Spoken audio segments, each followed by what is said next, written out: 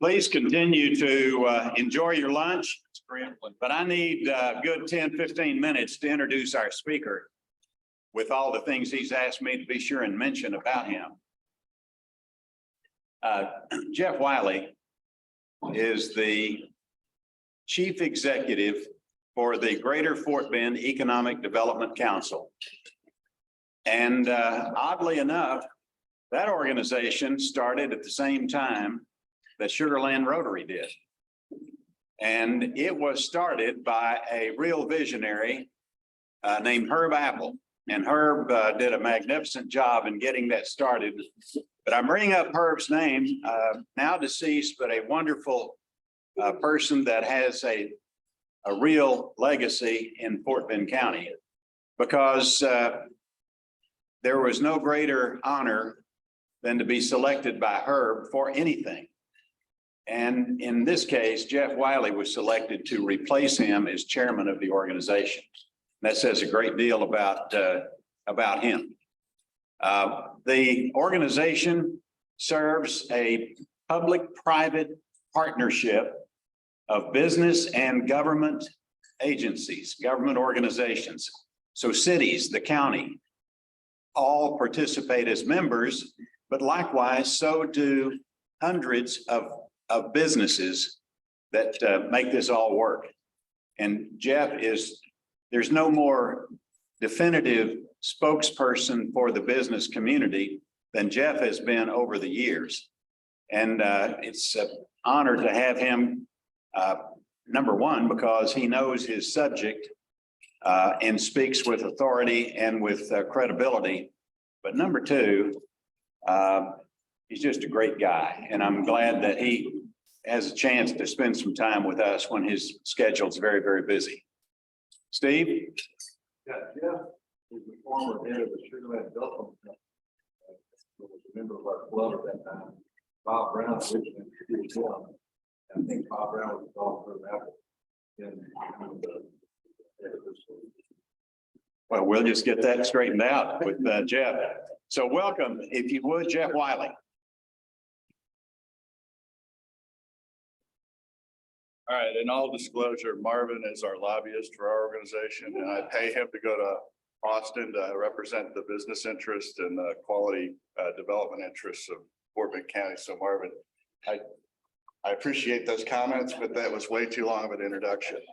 I'm here to talk. Usually when I come here, we talk about the trajectory of the county, what's happening economic development wise, what we see as the challenges, what we see as the opportunities. That's not the core of the focus today, although I'm happy to answer any of those questions if we have time. The core of the focus today is, since you mentioned Herb Apple, is something he used to say, which is schools are like magnets. They either attract or they repel.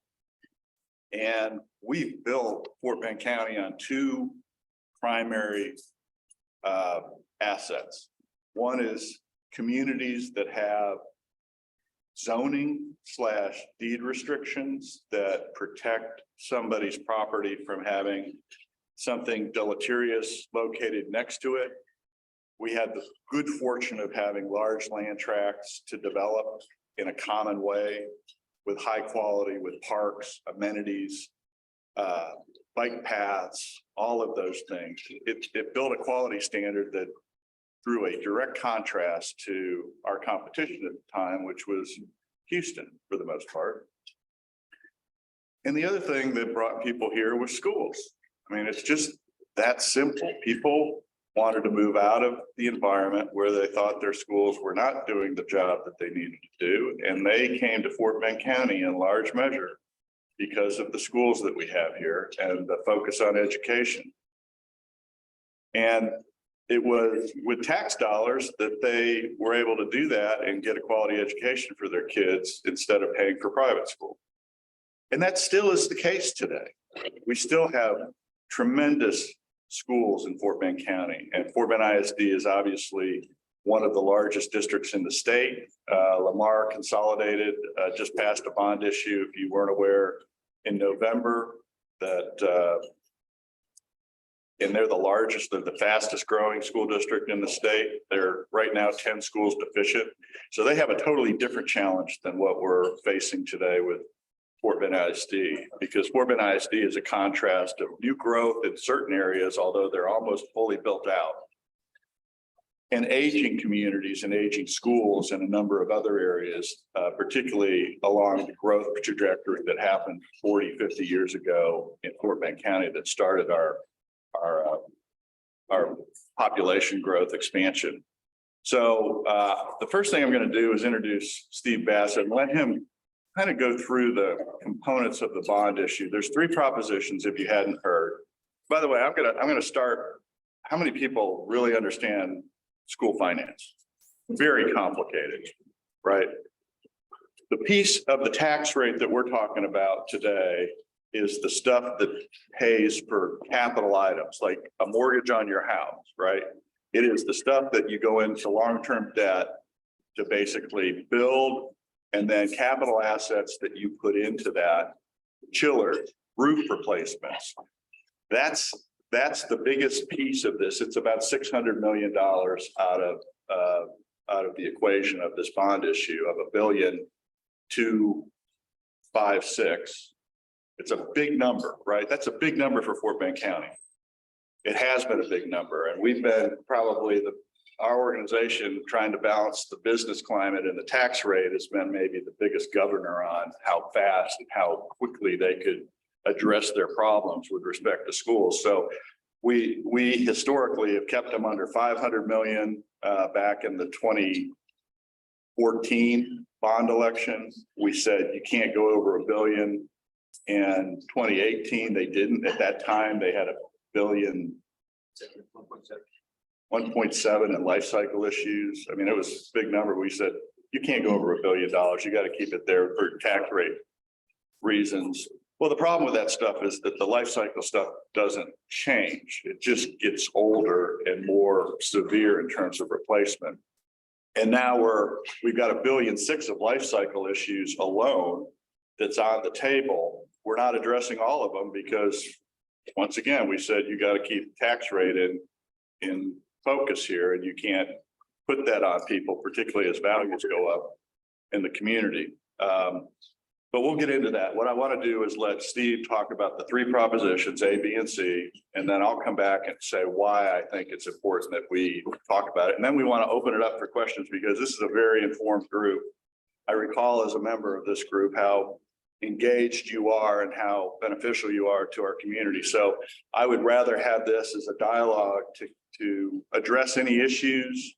At the end of the day, I want to ask for you to vote for this bond issue. I want to ask for your permission to go out and talk to people, your friends, to convince them that this is important, because I really do think at the end of the day, that's what our community and our foundation of our community is built on. If we start to go down in our capability of good schools in our community, the same things that are happening to Houston today will happen to us.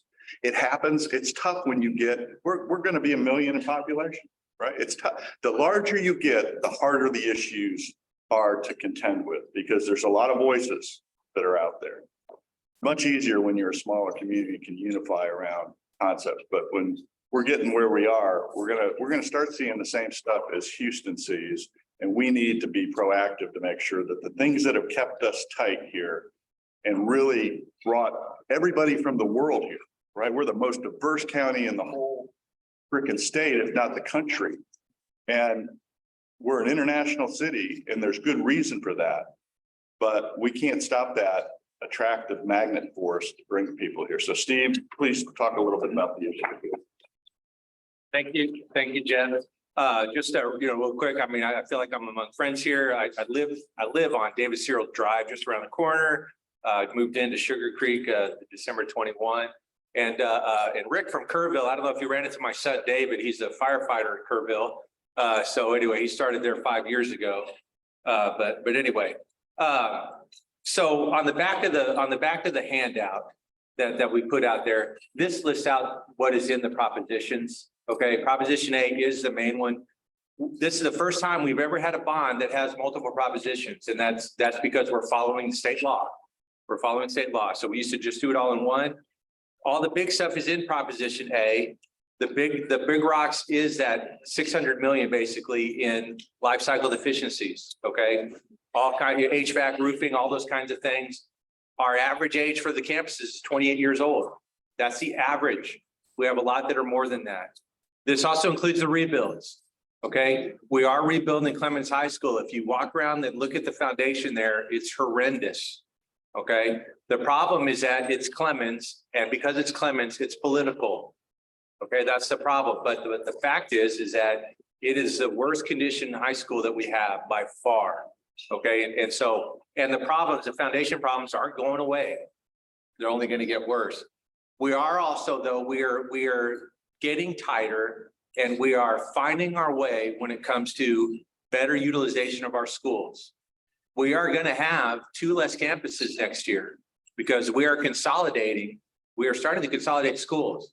It's a little bit under the radar, which isn't necessarily a bad thing, but we are building a new school, a new elementary school at Briargate Elementary. And the kids at Briargate and Blue Ridge Elementary are going to consolidate into a brand new school that's going to be as beautiful as any of the other schools that we have in the new parts of our district. Same thing is happening in Mission Bend and Mission Glen. Okay. And so I've been through school consolidation in San Antonio ISD with people that had pitchforks and torches, you know, at meetings like that. But when you're able to do it with a new school, that's a game changer. And that's what's on this. Those schools will be consolidated, whether or not we pass the bond or not. But those kids in those communities deserve to have as good a school as anywhere else that we have. So those are some of the big rocks on there. Also, there's stuff on safety and security. You can see some detail there, stuff on transportation. The thing about technology that I want to point out is that the current network we have, the IT network we have, was built with 2014 dollars. It is 8 years old. All right. And that's, that's a long time in the IT world. And our network right now is unstable. And our kids are required by state law now, to do their testing on computers with our Wi-Fi. Okay. And so, it's going to impact our scores and all that other kind of stuff. And so, and obviously the teachers are using the network for instruction all the time now. So that's key. Proposition B is we're required by law, any of devices or anything like that have to be in its own proposition. So that's why Proposition B exists, okay? I know there's concerns out there about, well, why would you have that on a bond? Why can't you just pay for that? And we used to be able to do that back in the day. But the fact is that the state hasn't given us enough money. They've cut the technology a lot over the years. And so districts across the state have been putting that stuff into bonds. But we also, I can assure you, there's all kinds of data on the website. We pay that stuff off early. We're not using 30-year debt to pay off devices. Okay, so just so you know, all right. Then the natatorium, an athletic facility does have to be on its own. If it's not embedded at a campus, it has to be on its own. So that's on its own. Katy School District has 90,000 kids. They have 7 swim centers. We have 80,000 kids now. We have 2.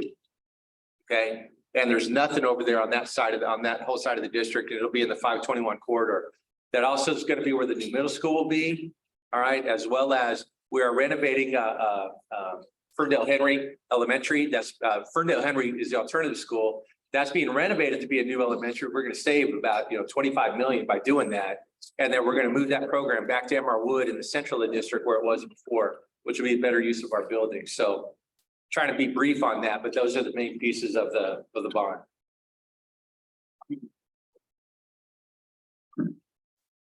So what Steve said about that, there's also 2 other things. There's a new middle school that's going down to serve the south side of the district. There's also a new elementary school being planned for the Harvest Green area, where all the growth is going up by Harlem Road and Grand Parkway. And so there's a lot of things in this thing. The biggest chunk of it is fixing the old facilities that are falling apart. But there's some new schools. There's a dichotomy. There's some new schools and there's this optimization. One of the things I want to show you so that you're better prepared to answer questions. Where is this, Steve? What? Which part? Where's my website? Well, yours is Here it is. I got it. Okay. If you can go to, when you're at home, just remember this, excellenceineducation.net. there's a website here. This is different than the school district's website. They aren't allowed to advocate, right? We are, and we have. The Chamber, Fort Bend Chamber of Commerce has stood behind this. Our organizations has stood behind this. We believe this is necessary. There's a number of people that have endorsed this. We've got some county commissioners that have endorsed it. We've got Ron Reynolds that has endorsed it in District 27. We've talked with the other legislators, and they're not opposed to it, but there's a lot of things going on in the legislature, as you might expect and you might hear about school. And I think they don't want to cross message on all this stuff. So I don't think they're opposed to it, but I think that they're not going to get out ahead of the legislature on a lot of this stuff. So that's kind of where I think we are. One of the things that is important, though, is that you understand that as these guys went through their process, and I've been on their bond oversight committee since 2000 and whenever it was established, I kind of forced that issue because we, in the 2007 bond issue, I think, when was Tim Jenny there? Oh, that was that bond. That was the last bond. Yeah. He came to us and they didn't do what they typically do now, which is they brief a number of people. And I said, we will help you support this if you limit the amount and you set up a bond oversight. And at the time, what we were concerned about is, are these costs right? And if you remember, Sugar Land was building their stadium, their baseball stadium. They were building their smart financial. And what we did is we brought people that were in the construction business from those projects in. We brought commercial brokers into that. And there was an oversight committee of people that were really financially minded who looked at this bond package and look at how it's been implemented and then be there to bounce ideas off of from then forward. And up till now, that's what we've done. I've been a consistent member on it since 2014. There's many people that are financial, but it's been expanded to represent community and feeder pattern input as well, in particular recently. And so we've been kind of a check and balance on that process. And the district, I've got to say, I wouldn't be up here staking my reputation and the organization's reputation if I didn't believe that Steve and Chris, they're brand new. They have experience in this market, but in their current positions, they're brand new. A lot of the things that are being grumbled about in the market are not necessarily their issues. They're having to face the consequences of a budget that's being squeezed, the lack of M&O money that's been available to them from the state. Remember, about 27 cents, 26 cents of your tax bill for your school district is for facilities, which we're talking about today, and it'll go up a penny. I want to be clear about that. That over the course of issuing these bonds, not immediately, it will be a penny increase in terms of your tax rate.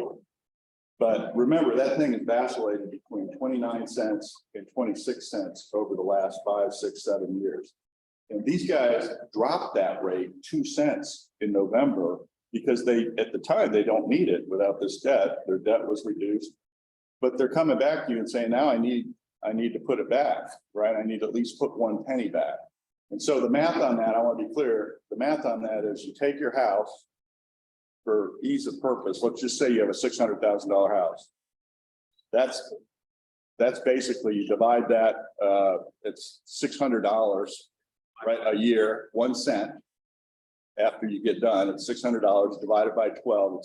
That's $50 a month. 300,000. It's 600,000. It's actually $5 a month. Yeah, $5 a month. Yeah. Big difference between 5 and 50. Yeah, I'm sorry. $5 a month. Yeah. So if you just do that and you go all the way down, it's less than a cup of coffee at the end of the day. We also think the M&O rate is going to be reduced. Here's what people don't understand on the M&O, and it's very complicated. The state's supposed to pay 50% of the deal, right? It's a constitutional amendment that the state supports public education. But what happens over years is that local property taxes increase. And the state gets the benefit of that because they don't have to contribute as much as they otherwise did before, because more of that is being taken up by local property tax. Well, the hope is that they come back and they address those things in this legislative session and reduce the tax rate. So overall, we don't think you're really going to have a tax rate increase out of this. We think that eventually the composite tax is going to be lower, and it should be, the values are going up. That said, what I want to make sure you understand is that if you look at how these guys evaluated what they needed, they use something called a facility condition index. And on this website, you can go to this tab and pull it up yourself and look. And they've got, you can't see it here, but they've got every elementary school, every below this, every middle school, below that, every high school listed. They've got the year it was built, what they call the FCI index. The higher that number, the worse it is, right? It's got serious issues. It's got roofs, it's got AC, it's got cracks in the foundation. Clements, for instance, has, I know this because I have a couple rental properties that were built at the same time. And they got the galvanized steel that erodes and starts to leak. And you go in there, you'll see them, they punched out the concrete blocks to get to it. And who knows how many of those pipes are leaking into the foundation, causing some of the problems. But this index is an evaluation tool for you to look at to say how bad the district believes their facilities are relative to their age or condition. Then they've got design capacity, and they've got current enrollment.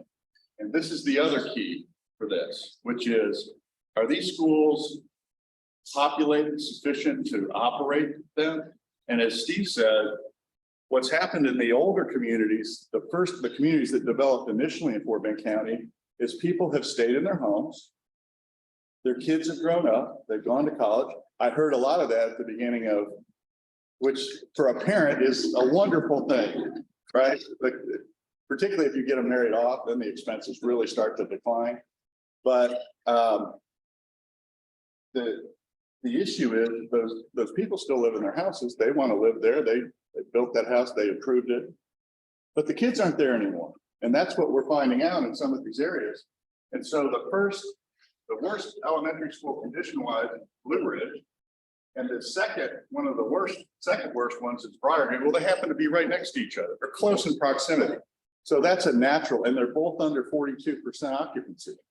So these guys can't continue to operate two schools at less than 50% occupancy. There's just no way to be able to do it, particularly when you're challenged with charter schools and private school options, and your funding isn't sufficient. They've got to find operational efficiency, and they should, because whether a voucher system comes into play or not, which our legislature is talking about, or whether charter schools continue to flourish, these guys have to optimize. They have to become super efficient administratively. They've already cut, how much, 22 million?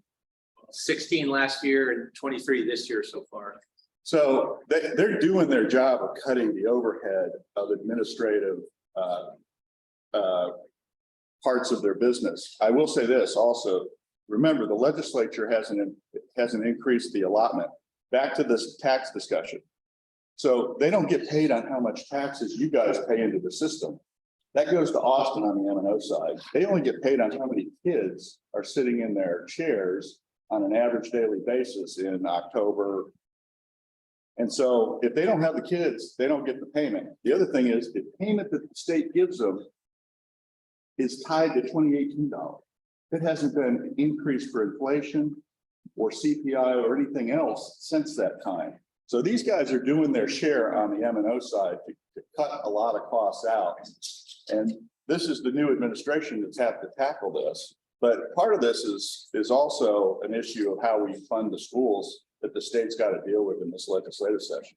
And Marvin's obviously sharing some of that stuff with our folks, and we're very engaged with our legislature. We want to see an optimal outcome. And I think one of our legislators has actually introduced legislation to increase that allocation. So we're happy that that discussion's going. But what you need to know is that this wasn't done by picking Clements or picking this. Matter of fact, if you go to if you could see this, when you pull it up on your own, you'll see that Clements is at 59% FCI, and the nearest school in terms of condition is at 40%. So by a significant amount, Clements is way out of whack. And that's a big chunk of this bond issue too. So there's that. And if people want to see on this website, if they want to see the I forget this is touch sensitive. They want to see what's happening in each of their schools. They can go down and basically see what's included by school. It's right there. The other thing I want to note, since I'm almost 65, is that for those 65 and older, there's no impact as long as you have a homestead exemption. Your taxes are frozen. Okay. If you're disabled or you're 65 or older, the way that the tax laws work in the state of Texas for the school district is that your taxes are frozen at essentially, there's a ceiling put in at whatever that level was on your house the year you turn 65. So you might see from us not 1 penny increase for 65 and older who have a valid homestead exemption. That's not us. You can go up on here. There's a button to go to the comptroller's office and you can look at the FAQs and see that. That was done by the state to recognize the fact that, you know, people should be able to stay in their homes and not expect undue increases. So for 65 and older, there's no financial impact to you at all unless you put an addition onto your house. That's the exception, right? If you've added to the house since you turned 65, put a pool in or something like that, your tax rate could go up relative to that addition. But for 65 and older, you're pretty much, it's a non-issue in terms of financial impact to you. I'm going to stop now because we're getting close, but what I want to do is ask for questions from either Steve or I that can help. We brought some signs. We want you to advocate if you're willing to do that.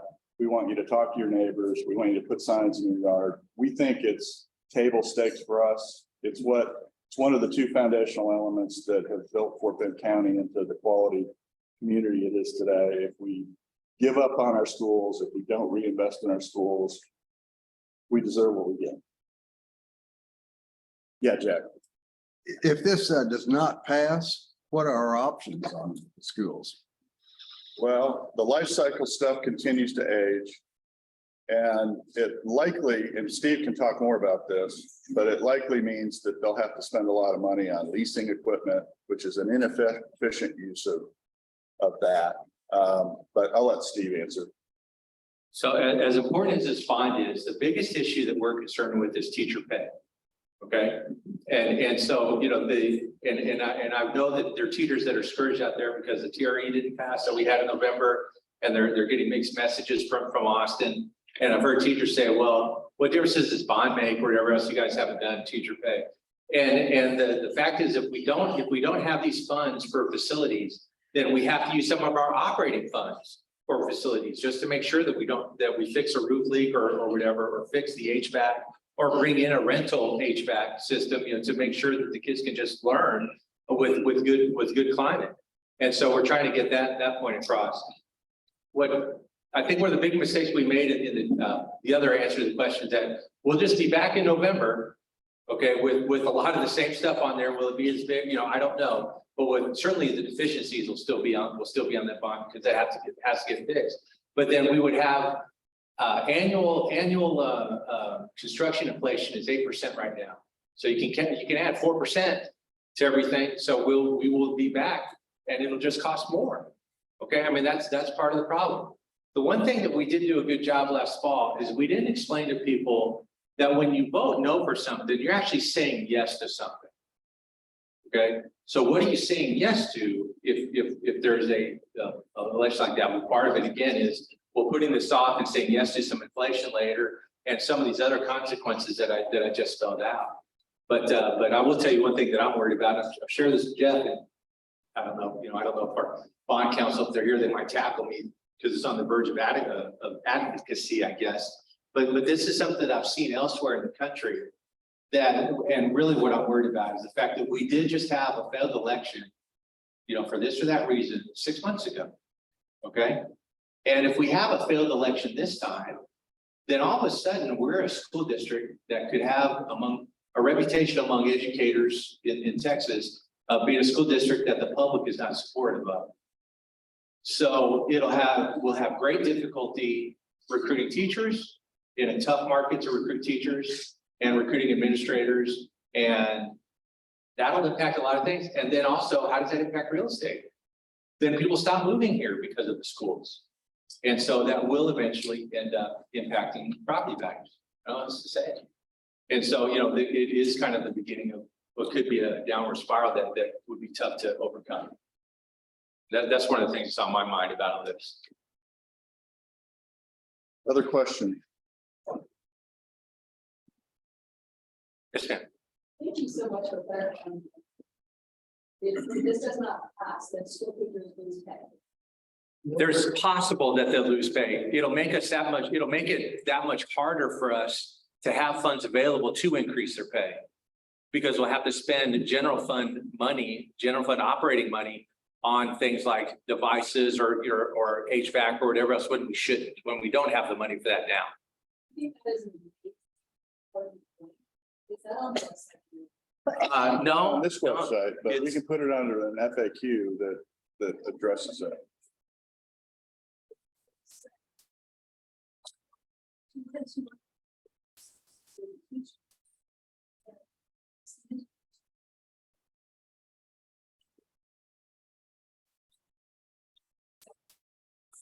Yeah. That, one of the big pieces. So now she's stuck at for 10 years. Where she really going to be. 2 years, where she going to get this organized, he didn't have the money to do it. Yeah. So I understand from all the, this line also pays it. It does play a role. Your website. Okay. Let It does play a role. I'm gonna help you with that FAQ part because I'm actually drafting that now. Okay, go ahead. I just actually, not quick, but just kind of built off what she said. Where I live, my next door neighbor is a teacher at Leonetti. And I don't know if she's well versed in that, right? The teachers are probably the biggest advocates for this, because a good friend of mine, and when I graduated from Clemens, a long time ago, he's a teacher at Clemens. And so, he's a big proponent, but he doesn't have that information. So with that kind of information, I'm like, this is how it affects teachers. As you said, if you don't, this is going to be an effect. When we did the Clements walkthrough, I talked to a teacher that was there, and believe it or not, she was a Fort Settlement teacher, but she said, the biggest thing for us is the network. What Steve said, she goes, the network is terrible. And we can't communicate with our kids. Kids have issues. I mean, that's in Prop A. That part of it is in Prop A, which is to improve the Wi-Fi and the infrastructure to help those teachers use technology with the kids. The Prop B is all the refresh of the iPads and the PCs. And you're 5 years out on a PC, it's running and it's like using a 56K modem, right? I mean, those PCs need to be refreshed about every 5 or 6 years. And that's where they're at right now for staff, teachers, and kids. That's the second part of it. And the natatorium is the third part. And we didn't say this, but there's one natatorium in the north up by Hodges Bend Middle School. There's one by the district's stadium and the administration facility. There's nothing down south by Siena, Arcola, Olympia Lakes, Missouri City, any of those places down there. And so they're talking about that's where the third location will be. It's not as many, obviously, as Katie is invested in. They almost put one in every high school, but it's a lot to ask for those folks in the 521 corridor to have to drive all the way up to Sugar Land to have their kids be able to swim. Regarding staff meetings, I'm actually going to be at Leonetti tomorrow to talk, and I'm going to be at Hightower today and Hodges Bend later, Missouri City Middle School. But we are talking to all of our campuses, talking to our educators. The problem, and talk with the educators that the problem is that educators have a very poor record of turning out for elections. Okay, it's my understanding, I've heard some political information that we have over 12,000 employees, and we really only had, and now they all don't live in the district, but I think a good number do, probably at least 9,000. They've only had 3,000. If we got 9,000 of our employees to go out and vote, we would win this. It'd be a landslide. But that is part of the problem for them trying to understand exactly, what she was talking about. But we are making those efforts to hit every campus. Hey, do you have any idea what, you said you had how many employees? Over 12,000. What's the, or I'm asking what city you think actually live within the, I've been asked that twice, recently and had before. Right now, I mean, I'm speculating, I think it's 65 to 70%. Okay, and she had a question, she's leaving, and I didn't get a chance to answer her question, but anyway, yes, ma'am. Well, I know that you're going to the school to meet the teachers at the school, but how are you all meeting the teachers at their door? At their what? At their door? So like to get them to actually turn out the vote, or you have the rules that's going on. That's not something that the school district can do, that's something that the political action committee would have to. We're somewhat tied because we function on donations to a campaign to be able to do that. And it's not a lot of money out there to reach the number of people we've got to reach. But we are being judicious with the money we have. We're probably going to use a lot of social media. We haven't really started in earnest yet. Probably next week. There is some small social media stuff that's going out right now. We're trying to direct people as much as possible to this website to get in. We want to be as transparent as we possibly can. One thing I think people don't understand when we think about this, these guys transport 50,000 kids. 35,000 kids a day, but we're driving the circumference of the earth. I mean, In terms of the total every number day of base miles that we do. they got to pick our kids up, keep them safe, deliver them to school, return them, provide extracurricular activity for them. We all forget about that. And we're sitting here spending their time trying to fix this stuff that should just be kind of commonplace, right? It has to be reasonable. It has to be reviewed. People have to have eyes on it. I'm telling you that there's been lots of community involvement in looking over this thing.